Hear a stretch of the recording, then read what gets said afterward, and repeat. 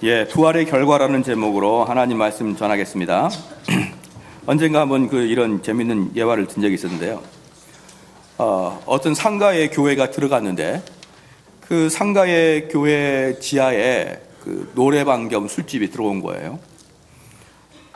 그러니까 이 노래방하고 교회는 영업시간이 주로 겹치죠. 수요일 밤에, 금요 밤에. 그리고 이제 그러다 보니까 어떻습니까? 수요일 밤에 경건한 찬송을 해야 되는데 노랫소리가 울려 퍼지고요. 기도를 해야겠는데 담배 연기가 막 모락모락 올라오죠. 그래서 도저히 이 목사님이 이 영업이 안 되는 거예요. 그래서 이거 어떻게 해야 되나? 그래가지고 교회에다 선포한 다음에 지하실에 있는 이 노래방 겸 술집이 사라지기를 간곡하게 이제 기도하기 시작했습니다. 그때부터 이제 누가 이기나 보자. 나는 하나님께 매달리고 너희는 해보자. 이래가지고 했는데 그러는 와중에 노래방이 불이 나버린 거예요. 노래방이 불이 나가지고 노래방 주인 아저씨가 너무나 화가 나가지고 경찰에 신고했습니다. 경찰에 신고해가지고 목사님이 이제 호출을 해서 목사님 가니까 이 사람이 불을 냈다고. 그러니까 아니 내가 무슨 불을 냈냐 그랬더니 당신이 우리 망하게 기도하지 않았느냐? 그 결과 불나지 않았느냐? 그랬더니 목사님이 그런 경우 어디 있어요? 누가 더 믿음이 강합니까? 목사님은 안 믿어요. 그냥 술집 주인이 더 믿음이 강해요. 저 목사님이 기도하면 분명히 불났다. 이렇게 하는데 그 사건이 지금 똑같이 여기 있어요. 여기 뭐냐면 62절에 보니까 그 이튿날은 예배일 다음 날이라 대제사장과 바리새인들이 함께 빌라도에게 모여 가로되 주여 저 유혹하던 자가 살아있을 때에 말하되 내가 사흘 후에 다시 살아나리라 한 것을 우리가 기억하노니.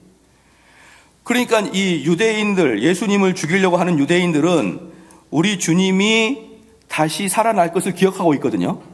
근데 여러분도 알다시피 제자들은 다 뿔뿔이 도망갔을 뿐더러 나중에 여종이 주님이 살아났다고 이야기하자 에이 그럴 리가 있냐라고 이야기했던 거 여러분 잘 알고 계시죠?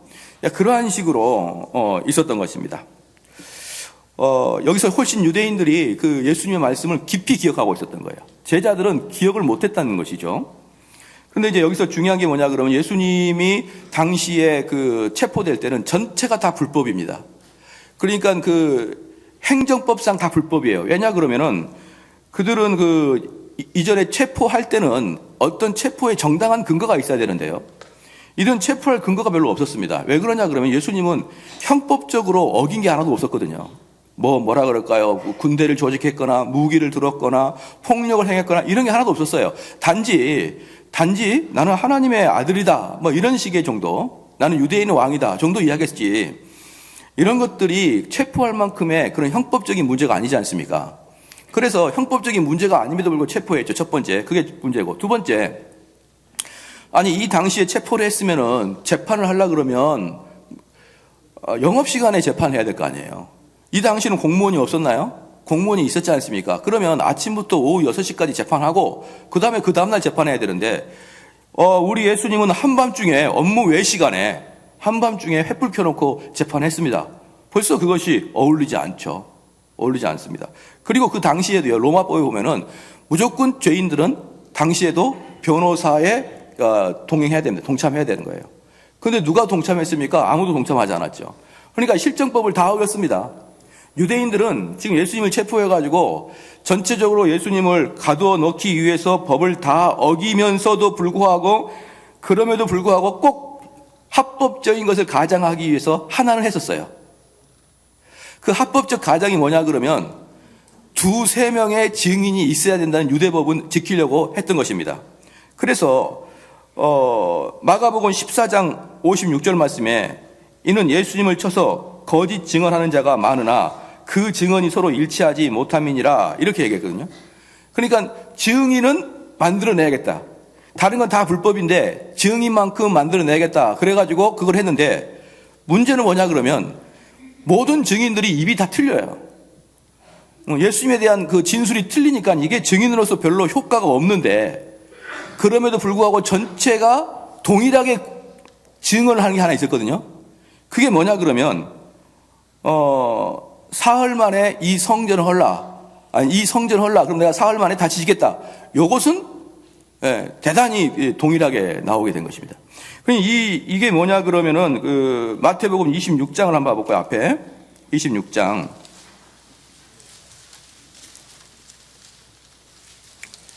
마태복음 26장 59절을 한번 봅시다. 59절.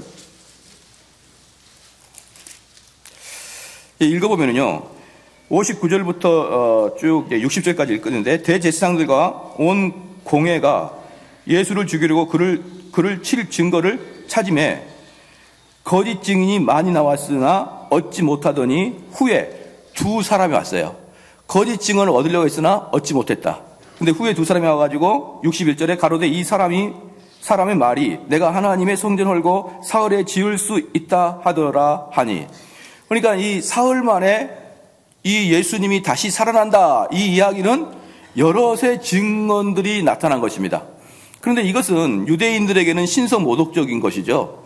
왜 그러냐 그러면 이스라엘 사람들에게는요, 그 하나님은 이 천지에 다 계시지만 그럼에도 불구하고 우리를 만나주시는 장소는 성전이라고 생각했거든요. 그러니까 이스라엘 백성들에게는 성전은 하나님이 계시고 살아계시고 임재하고 계시는 것이 성전이라고 생각했는데, 예수님이 그 성전을 헐어버리라고 한 것이에요. 그렇기 때문에 이것은 엄연히 유대인들에게는 신성모독적인 죄였던 것입니다. 그리고 예수님은 여기저기에서도 그런 이야기를 자주 하시고 다녔어요. 마가복음 14장 58절에 우리가 그의 말을 들으니 손으로 지은 이 성전을 내가 헐고 손으로 짓지 아니한 다른 성전을 사흘 동안 지으리라, 이렇게 말씀했고요. 요한복음 2장 19절 말씀에 너희가 이 성전을 헐라 내가 사흘 동안에 일으키리라. 21절 말씀에 그러나 예수는 성전된 자기 육체를 가리켜 말씀하신 것이라, 이렇게 말씀하시면서 우리 주님은 그 주님의 사역 내내 이 성전 헐라, 그리고 사흘 만에 다시 짓겠다라고 했거든요. 그러면 이제 여기서 중요한 게 뭐냐 그러면 이제 이 유대인들은 이 사흘이라는 단어가 머릿속에 딱 들어가 있던 거예요. 사흘이란 머릿속에 딱 단어가 있었기 때문에 오늘 마태복음 27장 63절에 주여 저 유혹하던 자가 살았을 때에 말하되 내가 사흘 후에 다시 살아나리라 한 것을 우리가 기억하노니. 그러니까 예수님께서 성전을 헐라, 이 성전을 내가 사흘 만에 다시 짓겠다, 이것이 유대인들도 분명하게 건축물을 다시 짓겠다, 이것이 아닌 걸 알고 있었던 거예요. 아시겠죠? 건축물을 다시 짓겠다, 이게 아니다. 왜? 요한복음 2장 21절에 그러나 예수는 성전된 자기 육체를 가리켜 말하는 것이라, 이렇게 했거든요. 예수님은 성전을 헐고 다시 내가 성전을 짓겠다, 이렇게 말씀하시면서 그 다음에 그 해석을 했던 거예요. 그 성전이라는 것은 건물이 아니라 내 육체다. 그러니까 유대인들도 뭐라고 했냐 그러면 이 예수님이 죽은 다음에 사흘 후에 살아날 것을 유대인들이 알고 있었습니다. 왜 이게 중요하냐면요, 말라기의 구약이 끝나고 이게 신약으로 넘어오면서 마태복음 사이에 약 400년이라는 기간이 있는데 이걸 중간기라고 합니다. 중간기. 이 중간기는 성경에 나와 있지 않기 때문에 교인들이 잘 몰라요. 이런 건 신학교나 배우는 거죠. 교인들이 따로 배울 필요가 없죠. 성경만 배우면 되죠. 근데 이 중간기에 놀라운 그때 어떤 흐름이 있었고 그때 상당히 유행한 철학이 있었는데 그게 뭐였냐면은 부활에 대한 사상이었습니다. 부활에 대한 사상. 이게 뭐냐면요, 이스라엘은 그 400년 동안 그리스에게 지배를 당했고 또 로마에게 지배를 당하는데 이게 그리스와 로마하고는요, 이스라엘은 비교가 안 되는 거예요. 비교가. 절대로 이길 수가 없습니다. 로마를 어떻게 이깁니까? 한 속국인데. 여러분 얼마 전에 우리나라의 그 항공모함, 미국 항공모함 3대가 이 한반도에 왔다는 거 여러분 혹시 모르시나요? 이 한반도에 항공모함 3대가 왔다는 게 무엇을 의미하냐면요, 항공모함 한 대가 동남아를 다 쑥대밭 만들 수 있습니다. 동남아, 필리핀, 라오스, 베트남, 태국, 미얀마, 요거 다 한 대만 가면은 해결되는 것입니다. 그만큼 뭐예요? 항공모함이 강합니다. 근데 그 3대가 우리 한반도 옆에 있어요.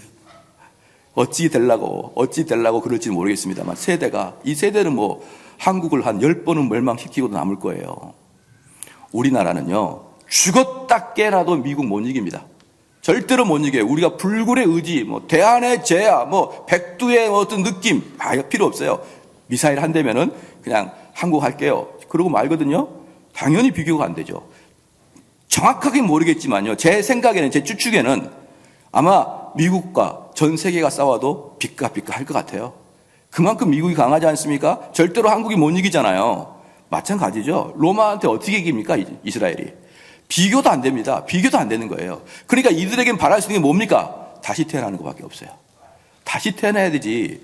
이 땅에서 내가 뭘 하겠느냐 이 말이에요. 이 땅에서 맨날 뭡니까? 그리스한테 발표. 그 앞에는 누구한테 발표했습니까? 페르시아한테 발표했잖아요. 페르시아한테 계속 노예로 살다가 페르시아를 누가 물리쳤습니까? 마라톤 전투에서 페르시아를 그리스가 물리침으로 그 다음부터 그리스의 속국이에요.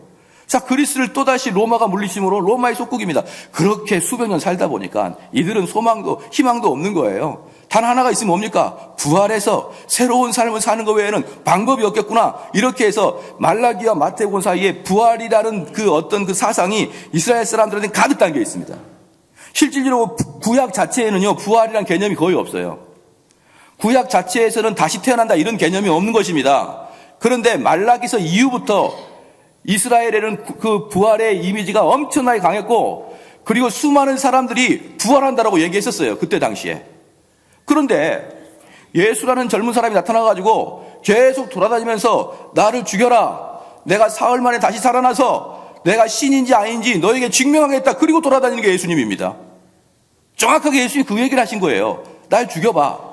나를 죽이고 나면은 내가 3일 만에 살아날 거야. 그리고 내가 하나님의 아들인 걸 너희들이 알게 될 것이야. 이게 주님이 하는 메시지였기 때문에 유대 그 사람들은 대단히 긴장하고 있었던 것입니다. 그래서 그 사흘 동안에 지키길 바라는 것이에요.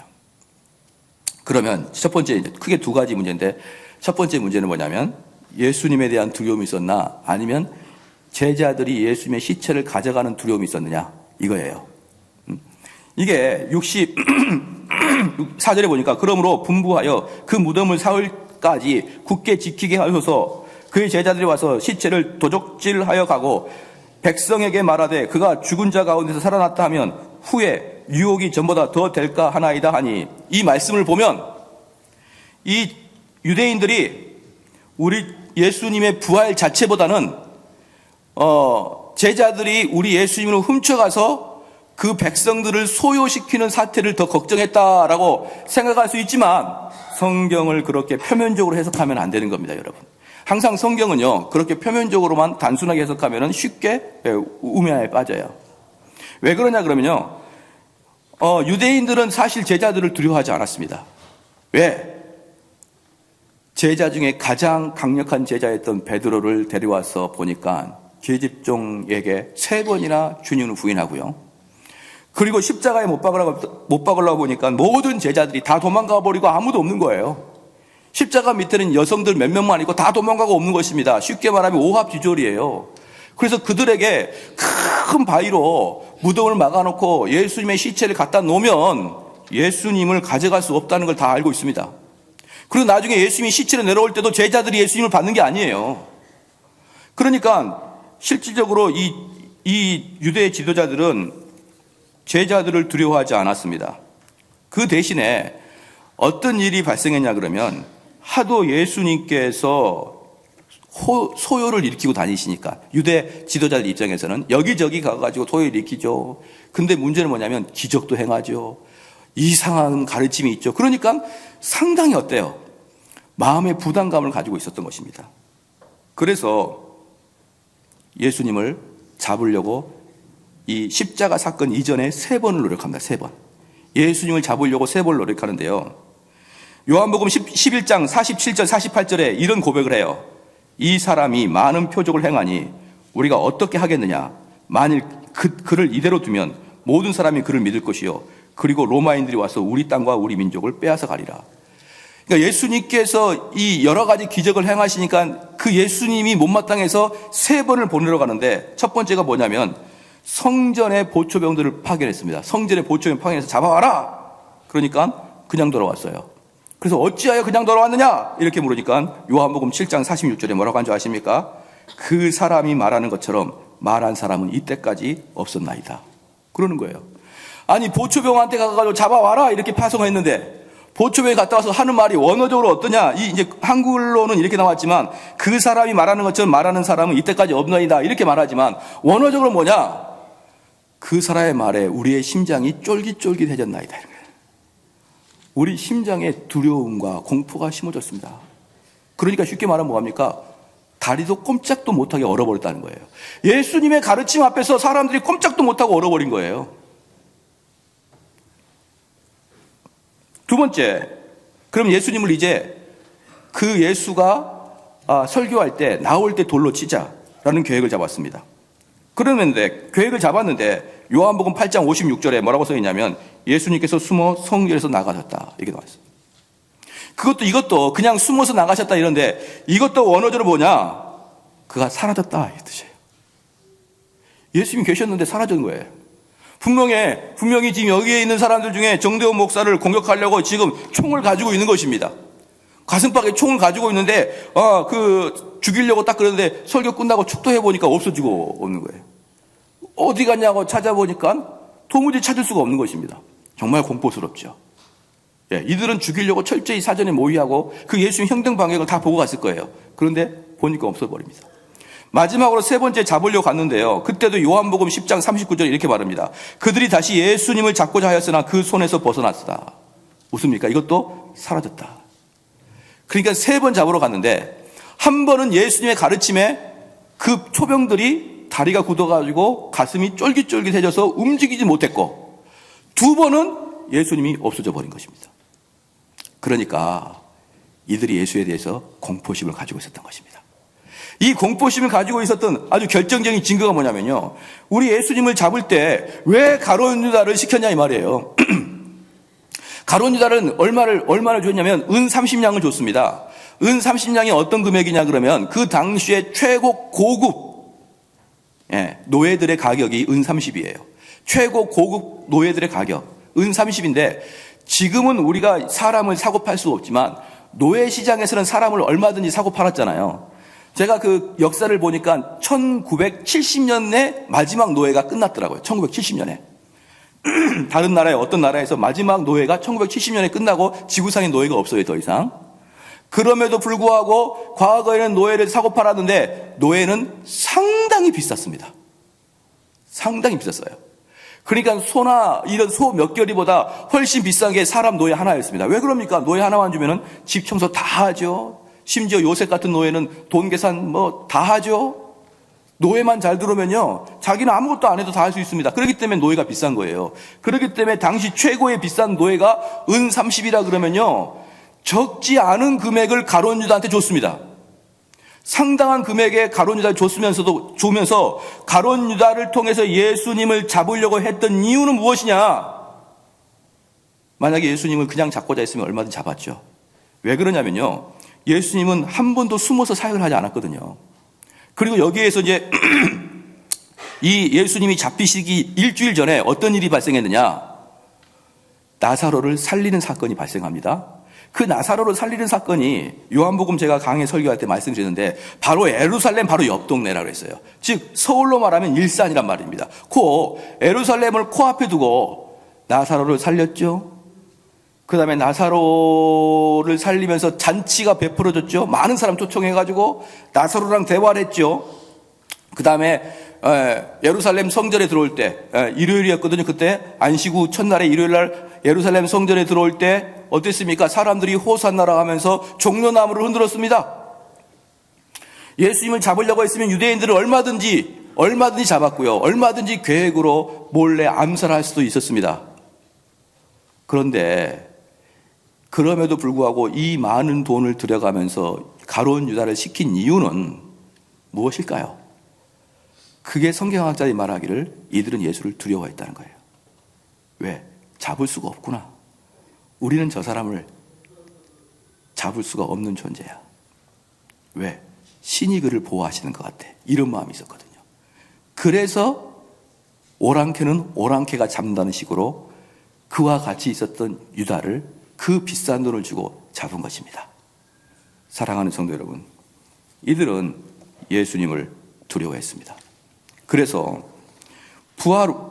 부활하실 때 우리 성도들이 예수 그리스도의 백성이라 그러면 부활은 날은 우리에겐 잔치요, 기쁨이요, 소망의 날이지만 예수의 대적자들은 공포의 날입니다.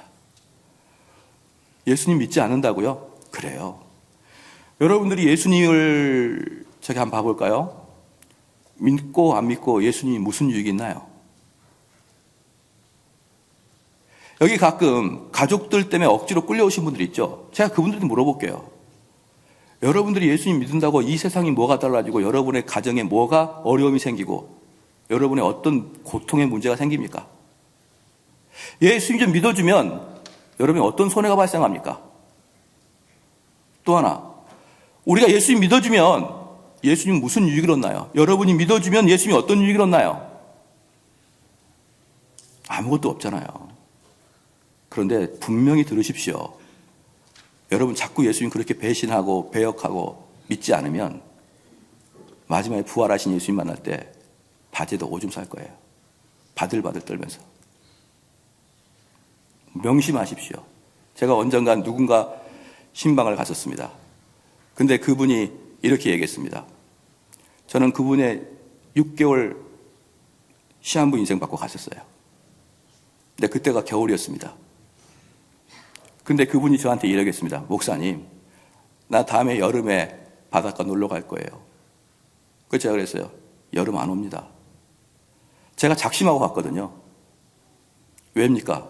돌아가십니다. 그랬어요. 에이, 그러더라고요. 저는 6개월 시한부 판정 받고 갔는데 제가 그랬습니다. 선생님, 예수님 믿으십시오.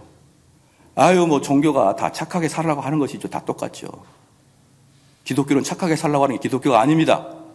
저는 어차피 마지막으로 이야기했어요. 아유, 종교가 똑같죠. 똑같아요? 기독교는 천국과 지옥이 갈립니다. 에이, 그게 어디 있어요? 제가 그랬습니다. 6개월 후에 들리실 거예요. 심판대 앞에서.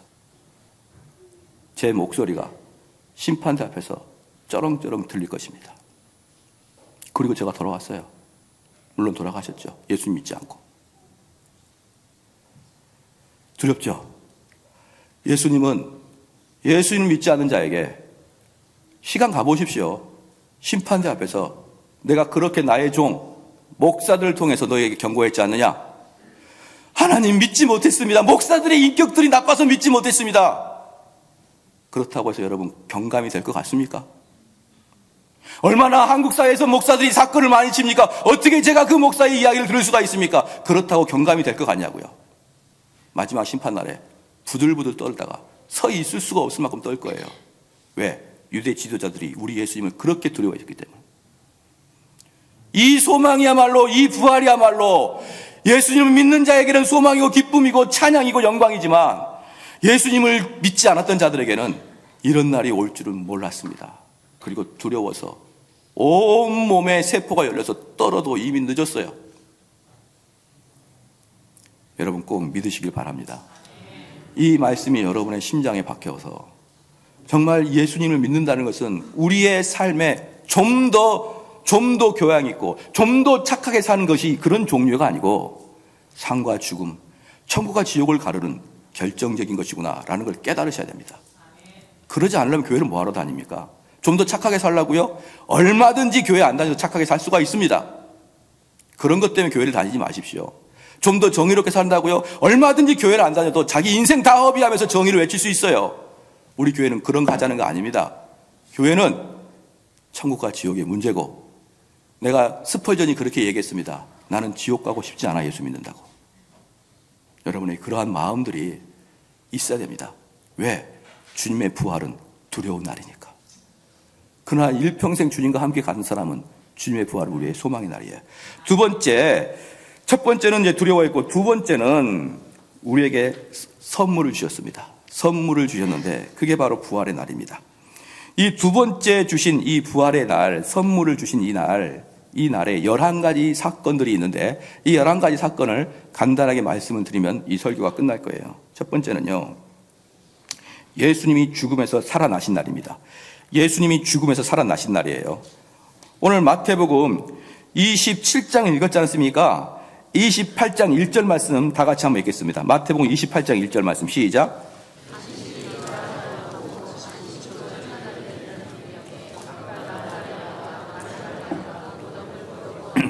안식일이 다하여 가고 안식 후 무슨 날이요? 첫날입니다. 안식 후 첫날. 마가복음 6장 2절 말씀에도 안식 후 첫날 매우 일찍에 해 돋는 때에 그 무덤으로 가며, 누가복음 24장 1절에도 나와 있어요. 안식 후 첫날이라고요. 제가요, 이단들 중에 하나님의 교회나 그 다음에 제7일 안식일 교회가 있어요. 근데 그 사람들은 항상 하는 이야기가 뭐냐면, 야, 성경에는 안식일을 지키라고 나와 있지 언제 안식일이 변하여 주일을 지키라고 나와 있냐라고 따지는 사람들이 있습니다. 그런데 아까도 서두에서 말씀드렸지만 우리는 믿는 자들은요 성경 한 구절을 가지고는 못 해봐요. 성경은 한 구절씩 있는 게 아니고 전체를 읽어야 됩니다. 그런데 사람들이 그러는 거예요. 야, 안식일은 지키라고 했지, 토요일날 지키라고 했지, 어디 주일날 지키냐, 성경 어디 있어 그러면 여러분은 어떠냐? 그건 아닌데 뭐라고 딱히 해줄 말도 없고, 이제 이렇게 되는 거거든요. 주일을 말해봐. 그러면 이러고 있는 거예요.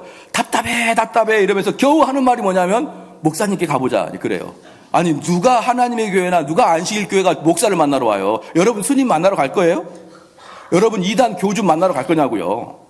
안 옵니다. 여러분 손에서 해결해야 되는 거예요. 그런데 그들은 계속 증거를 대봐 그러면 증거를 댈 수 없지만 참 안타깝구나, 이 말 외에는 할 게 없어요.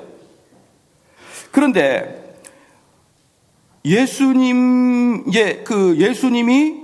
돌아가셨다가 부활하신 날이 안식 후 첫날이에요. 지금 지구로 말하면 주일날입니다. 안식일 날은 토요일, 부활하신 날은 주일. 그래서 안식 후 첫날 첫 번째 사건, 우리 주님의 부활 사건이 있었습니다. 그죠?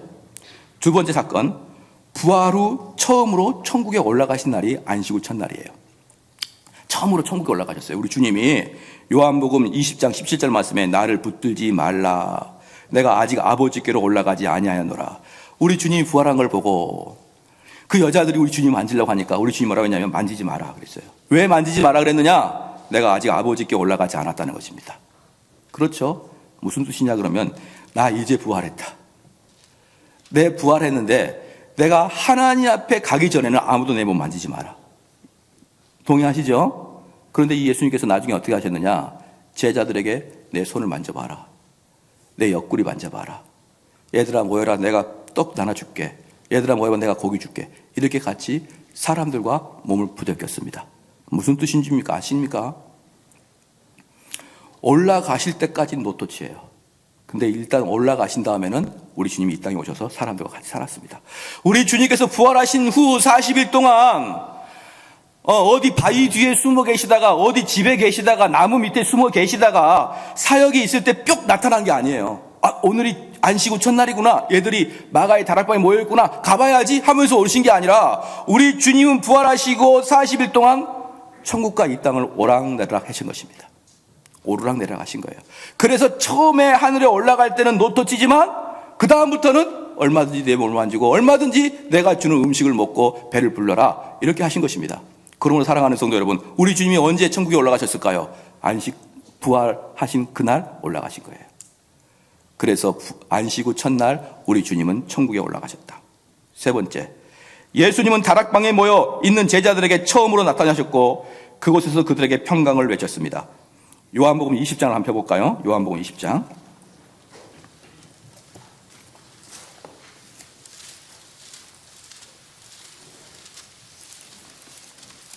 요한복음 20장 1절 말씀, 요한복음 20장 1절 말씀에 안식 후 첫날 이른 아침 아직 어두울 때 막달라가 무덤에 와서 돌이 무덤에서 옮겨간 것을 보고, 이제 이게 안식일 첫날에 우리 주님 부활 사건이잖아요. 바로 그날 19절, 이날 곧 안식 후 첫날 저녁 때에, 그러니까 우리 주님은 오전에 새벽에 부활하셨는데 바로 그날 저녁 때에 제자들이, 유대인들이 두려워하여 모인 곳에 문들을 닫았더니 예수께서 오사 가운데에 서서 가라사대 너희에게 평강이 있을지어다. 우리 주님께서 안식 후 첫날 그날 저녁에 사람들이 뭐 하고 있었다고요? 시작. 모여 있었다는 거예요. 모여 있었고 그들에게 우리 주님이 찾아가서 뭐라 했냐면 평강이 있을지어다. 그렇게 얘기한 것입니다. 바로 이 평강이 있을지어다라고 우리 주님이 안식 후 첫날에 말씀하심으로 이 전통을 누가 받았냐 그러면 사도 바울이 받았습니다. 그래서 사도 바울은 이 말씀을 그대로 이어가가지고 이 안식 후 첫날에 말씀을 강론할 때마다 뭐라고 했냐면 은혜와 평강이 너에게 있을지어다라고 항상 이야기합니다. 사도 바울의 인사는 은혜와 평강이 있을지어다라고 인사하는 거예요. 그 은혜와 평강은 무엇이라 그랬습니까? 은혜로 구원받고 구원받은 자의 결과는 평강인 것이에요. 그렇기 때문에 은혜와 평강이 있을지어다 이 말은 너희들에게 구원이 있을지어다 이 말입니다. 그래서 사랑하는 성도 여러분, 우리가 기도 끝날 때 우리가 일어서서 섰다가 앉을 때마다 뭐라 합니까? 옆 사람에게 뭐라고 인사합니까? 시작. 은혜와 평강이 있기를 원합니다. 이게 전통이 2000년 됐어요, 여러분. 대단하죠? 옆 사람에게 이렇게 인사할 때 이건 정대원 목사가 좋은 아이디어를 내서 인사한다 그렇게 생각하면 안 돼요. 이건 우리 주님이 우리에게 주일날 인사법을 가르쳐 준 겁니다. 은혜와 평강이 있기를 원합니다. 또는 당신에게 구원의 은혜가 있기를 원합니다. 그래서요, 세 번째였죠. 다락방에 모여있는 제자에게 처음 나타나셨고, 여기서 중요한 게 뭐냐면 첫 번째 모여있는 거예요. 모여있는 거. 다락방에 모여있는 제자들에게. 두 번째 그들에게 말씀을 내실 때 평강이 있을지어다 라고 하셨습니다. 네 번째입니다. 제자들과 처음으로 떡을 떼셨습니다. 이 일은 두 번의 사건이 나타났는데요. 한 번은 엠마오로 가는 제자들에게 나타나셨어요. 이날도 안식 후 첫날인데 엠마오로 가는 두 제자에게 나타나서 떡을 뗐고, 또 한 번은 첫째 주일 저물어 가는 무렵에 제자들을 모아놓고 떡을 뗐습니다. 두 번의 떡을 뗐어요. 다섯 번째, 제자들이 모든 성경이 주님에 대해 가르치고 있다는 것을 알도록 성령을 통해서 눈을 열어줬습니다. 누가복음 24장 45절 47절 말씀이 이렇게 됐습니다. 이에 저희 마음을 열어 성경을 깨닫게 하시고 또 이르시되 이같이 그리스도가 고난을 받고 제3일에 죽은 자 가운데서 살아날 것과 또 그의 이름으로 죄 사함을 얻게 되는 회개가 예루살렘으로부터 시작하여 모든 족속에게 전파될 것이 기록되었으니.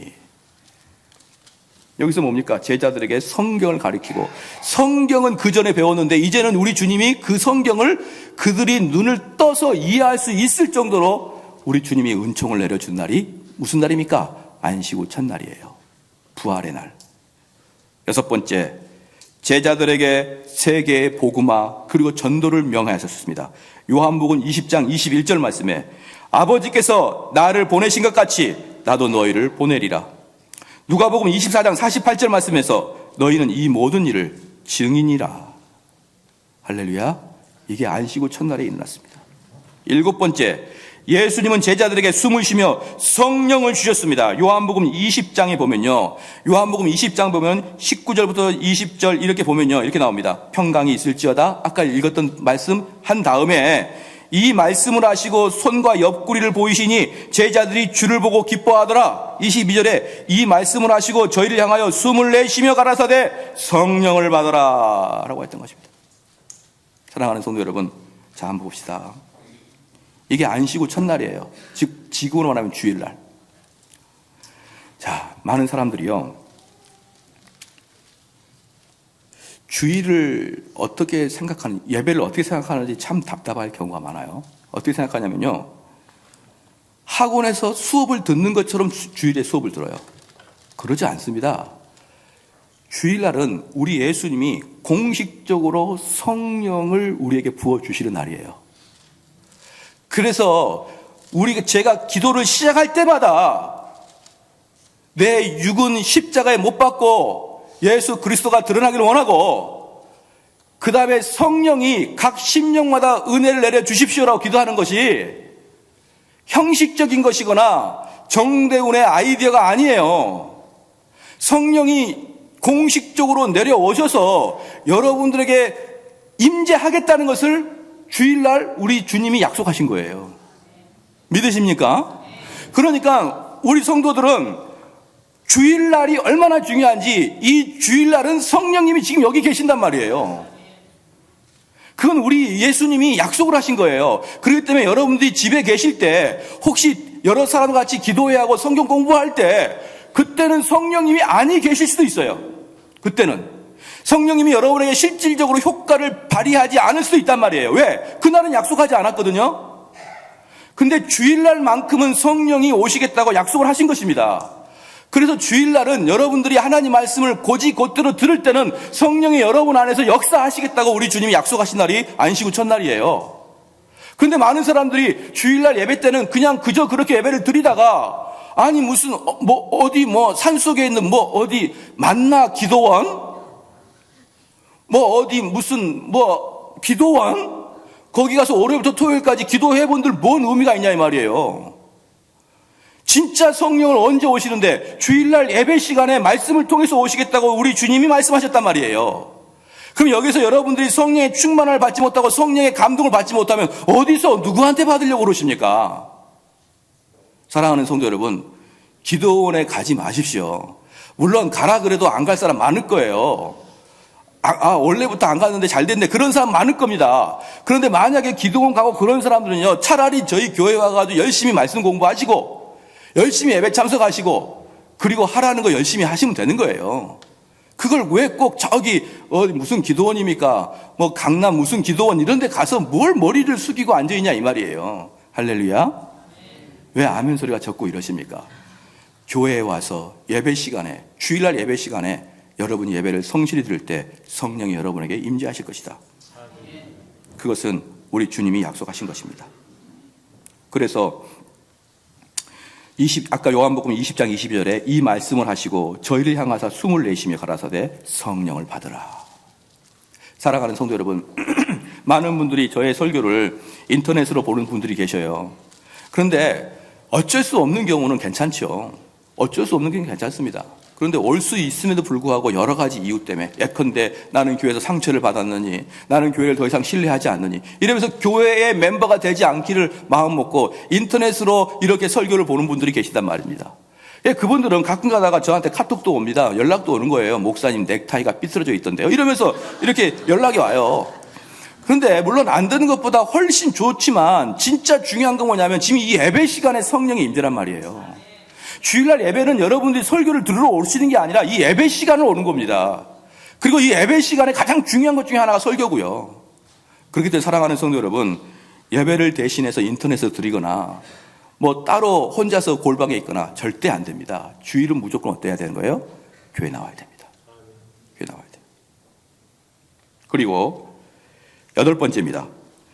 이 첫 부활이 있는 후에 7주가 흘러서 그 다음날 안식일 첫날, 7주가 흐른 안식일 첫날, 그때 오순절이 내려옵니다. 오순절 사건이 성령이 하늘에 불의 혀처럼 이 땅에 내려온 게 주일날이었어요. 주일날이었습니다. 그래서 그때 비로소 교회가 만들어진 겁니다. 여러분, 교회의 시작은요, 오순절 날이에요. 교회는 누가 만들었습니까? 우리 예수님이 만든 게 아니에요. 왜? 오순절 날에 우리 예수님이 안 계셨거든요. 교회는 사도들에 의해서 만들어진 겁니다. 교회 그들의 믿음의 고백이 교회의 터가 된 것이에요. 그 사도들에게 하늘로부터 성령이 내려오셔서 그들에게 이제부터 임재하는 교회의 시작이 바로 오순절이고, 그리고 맥주감사절이고, 맥주감사절은 추수감사절과 다르게 교회의 생일입니다. 그리고 그날이 무슨 날입니까? 주일날이에요.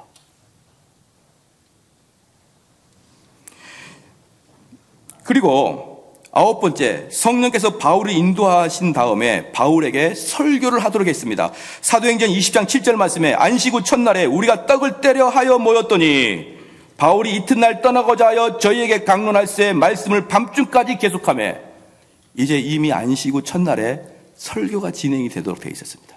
사랑하는 성도 여러분, 이게 유대 역사를 보면요, 재밌는 게 뭐냐면 이 종교개혁도 비슷하거든요. 원래부터 종교개혁자들 마틴 루터나 이런 사람들이 로마 카톨릭으로부터 이렇게 떨어져 나올 생각을 안 했던 거예요. 원래 그냥 로마 카톨릭 안에 있기를 원했었습니다. 왜 그러냐 그러면요, 카톨릭은 우리 개신교처럼 이렇게 좁지 않아요. 넓습니다, 걔네들은. 그래서 카톨릭에서 최고 유명한 그 라인 세 개가 있는데요. 그 라인이 뭐냐면 이 서로 원수예요. 다들 싸웁니다. 예수회라는 라인, 예수회. 그다음 프란체스코 라인, 그다음에 어거스틴 이렇게 있어요. 그다음 또 하나 본다면 도미니칸. 이렇게 네 개가 정말 유명하고 실제로 이제 본다면 세 개가 가장 강력한데 네 개가 하여튼 이 카톨릭을 하는 그 흐름이에요. 그러면 프란체스코 같은 경우는 아주 그 열심히 공부하고 아주 극기의 삶을 살고 있고요.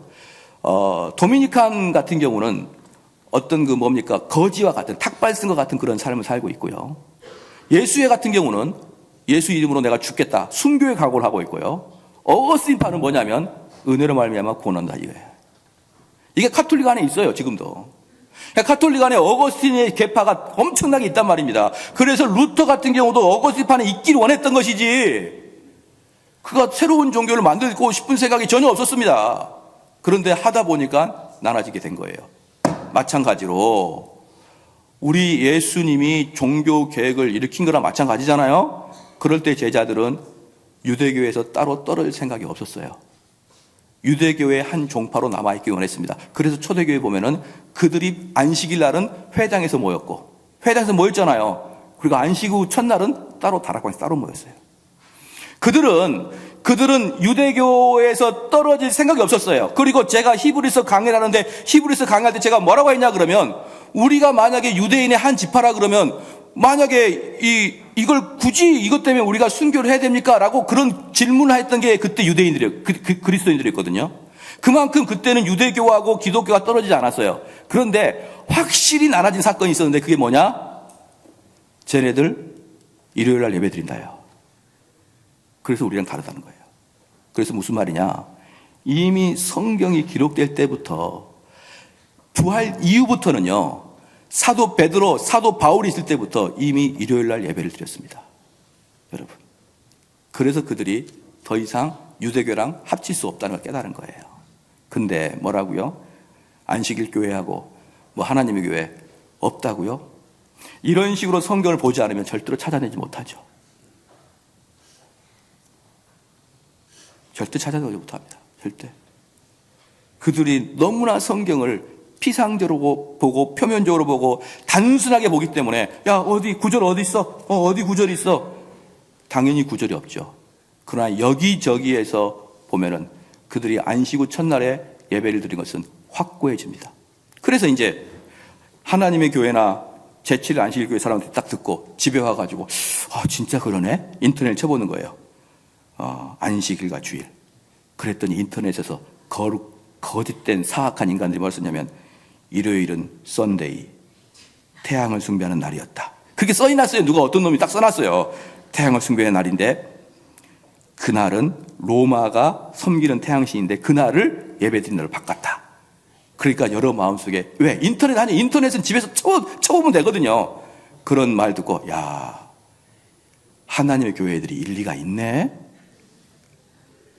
내가 말을 못하겠는데 야 일리가 있네.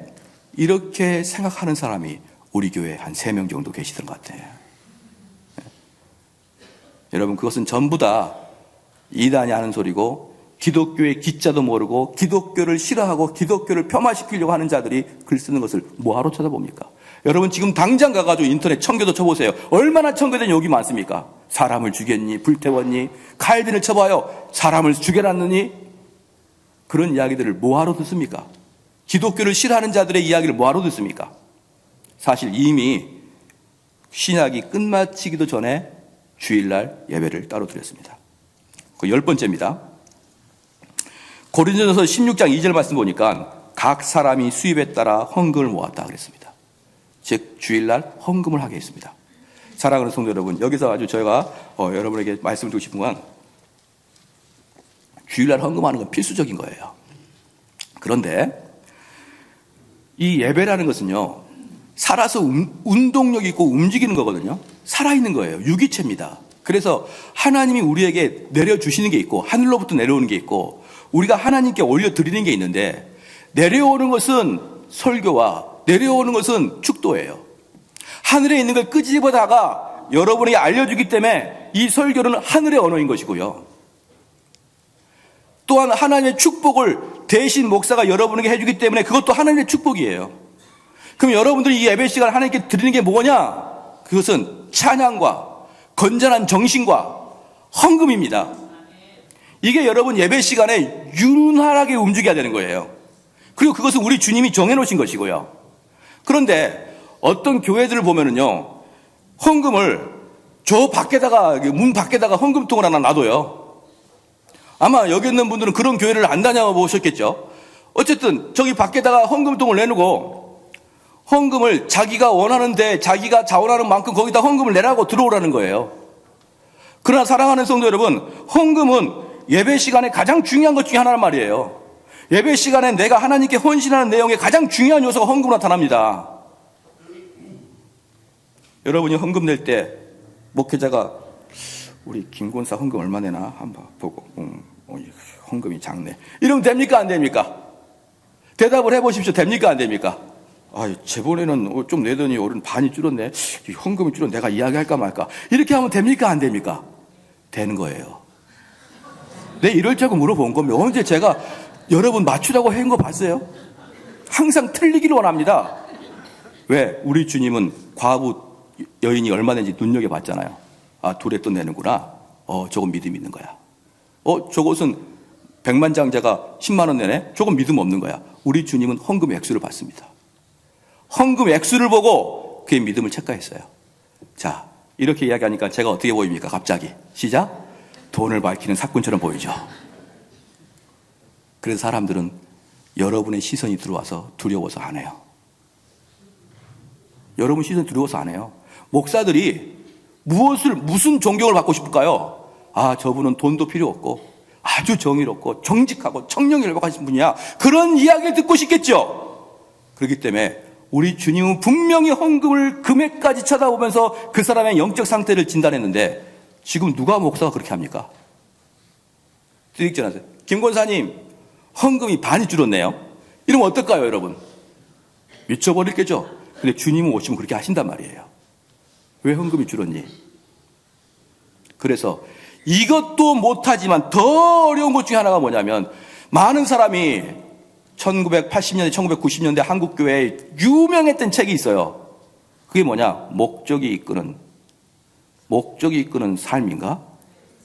그 책, 릭 워렌 목사가 죄송합니다. 목적이 이끄는 사람이 아니고 빌 하이벨지, 윌로 크릭 교회 빌 하이벨지 목사가 설문조사를 해보니까 교회를 안 나오는 첫 번째 이유가 뭔지 알아요? 교회가 돈 밝힌다는 거예요. 네. 두 번째 이유는 교회가 어떠고 하여튼 제 기억에는 많은데 그중에 제일 기억에 남은 것이 교회가 돈 밝히더라. 그래서 그분이 했던 게 뭐냐면 더 이상 교회에서는 헌금 걷지 않는 거예요. 그리고 뭐 합니까? 밖에다가 헌금통 놔두는 거예요. 그리고 그게 한국 목사들에게 큰 은혜를 받아가지고 큰 감동을 받아가지고 모든 헌금통이 밖으로 다 나가 있습니다. 할렐루야. 그러면 예배 시간에 우리의 신앙의 결정적인 행위가 헌금을 드리는 건데 그걸 밖에다 대고 들으면 차라리 예배 드리기 전에 밖에서 찬송가 다 부르고 오세요. 주 하나님 지으신 모든 새 다 부르신 다음에 교회 여기 와서는 설교만 듣고 가시라고요. 왜 한국 목회자들이 교인들의 눈을 두려워하기 시작합니까? 왜 사람들의 평판을 두려워해서 나는 돈 같은 거 밝히는 사람 아니야 라는 것을 굳이 알리려고 예배 시간에 가장 중요한 헌금을 없애버리냐고요. 저는 그게 바울이 말했던 내가 하나님을 두려워하랴 사람을 두려워하랴 그거예요. 만약에 제가 헌금 가지고 이야기하게 되면 분명히 여기서 저 목사도 역시 돈 밝히는구나 이렇게 나올 거예요. 근데 제가 나는 돈과 상관없습니다. 그러면 우리 목사님 짱이다. 헌금 설교를 안 하니까 한번 나올 때마다 강하게 해야 돼요. 10번째 고린도서 16장 2절 말씀에 매 주일 안식일 첫날마다 매 주일마다 헌금을 걷게 했습니다. 11번째 마지막으로 주 예수 그리스도께서 밤모섬에 있는 사도 요한에게 나타나셔서 그분의 하늘 영광의 임재 가운데 당신이 계시를 나타내셨습니다. 또한 바로 이 계시가 미래를 향한 그리고 교회 시대를 향한 그리고 주님과 재림과 함께 다가올 시대를 향한 그분의 계획의 밑거름을 보여줬어요. 밤모섬에서 사도 요한은요, 매 주일마다 예배를 드렸습니다. 밤모섬에서. 할렐루야. 안식일 날 드린 게 아니라 밤모섬에서는 아예 일요일 날 예배를 드렸어요. 말씀의 결론을 맺겠습니다. 사랑하는 성도 여러분, 주일날 예배 드리는 거 목사님들이, 선배 목사님들이 요거 넣고 그렇게 해서 주일 만들어진 거 아니에요. 주일은 2000년 전에 우리 주님이 요거 해라 지정해 준 것을 지금까지 하는 겁니다. 영광스럽죠. 우리가 하고 있는 주일 모든 것들이 다 우리 예수님이 하라고 명령해 준 거예요.